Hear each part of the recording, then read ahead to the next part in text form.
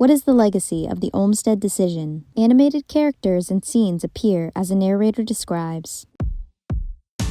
Activists in the independent living movement organized to demand an end to segregation for Americans with disabilities, who were denied basic rights like attending schools, holding jobs, or choosing homes.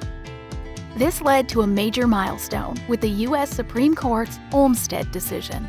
Like Brown v. Board of Education, the decision that ended racial segregation in public schools, Olmstead affirmed the idea that nobody can be separated from society and denied the right to make decisions for themselves.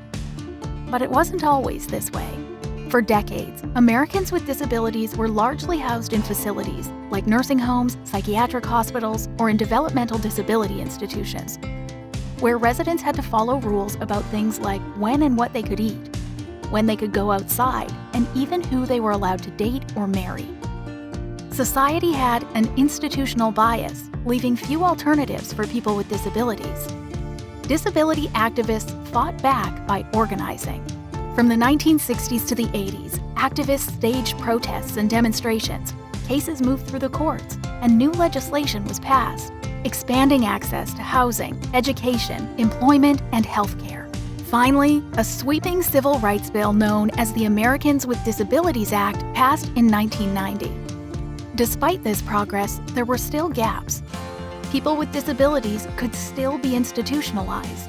Then in 1999, the case of Olmstead versus Lois Curtis and Elaine Wilson was brought before the Supreme Court. In the Olmstead decision, the court concluded that people with disabilities have a right to receive state-funded supports in the community, rather than in facilities, affirming the argument that had been made by advocates for decades. Having those choices isn't more expensive. In fact, it costs less. In 2009, the National Council on Disability found that the annual cost of institutional care was more than community-based supports in every state. $188,000 per person in a facility versus only about $42,000 for comparable services in the community.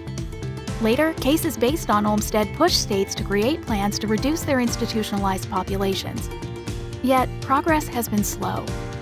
According to the last US Census in 2010, over 2 million people were housed in some kind of facility.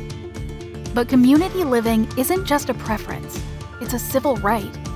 That's the legacy of the Olmstead Decision. You have the right to choose your community and the right to access supports you need in your home rather than in a facility.